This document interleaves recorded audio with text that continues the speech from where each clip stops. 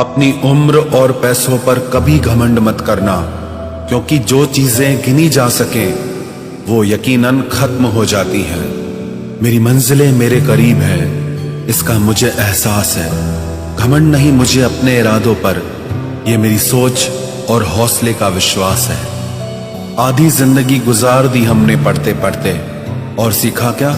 एक दूसरे को नीचा दिखाना। जीवन में इतना तो संघर्ष कर लेना चाहिए कि अपने बच्चे का आत्मविश्वास बढ़ाने के लिए दूसरों का उदाहरण न देना पड़े। दूसरों के बुरे वक्त पे हंसने वालों, वक्त जब भी शिकार करता है तो वो हर दिशा से वार करता है। माँ बाप की नसीहत सबको बुरी लगती है, लेकिन माँ बाप की वसीयत सबको अच्छी लगती है। उड़ा देती है नींदें कुछ जिम्मेदारियां घर की। रात में जागने वाला हर शख्स आशिक नहीं होता।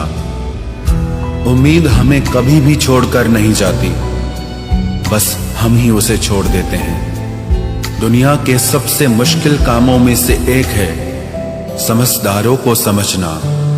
लोग बदलते नहीं, बेनकाब होते हैं। कदर करने वाले को हमेशा बेकदर लोग ही मिलते हैं। न किसी के अभाव में जियो, न किसी के प्रभाव में जियो। ये जिंदगी है आपकी, आप अपने स्वभाव में जियो।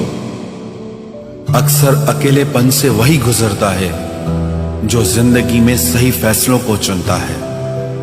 जिंदगी की रेस में जो लोग आपको दौड़कर नहीं हरा पाते, वही आपको तोड़कर हराने की कोशिश करते हैं। ऊपर वाला मौज में आए तो सरताज बना देता है, और जरा सी नजर फेर ले तो मोहताज बना देता है।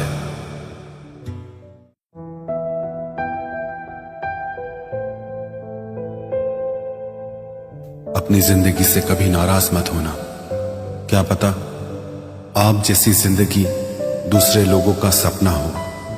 बहुत मजबूत हो जाते हैं वो लोग जो अंदर से टूट जाते हैं।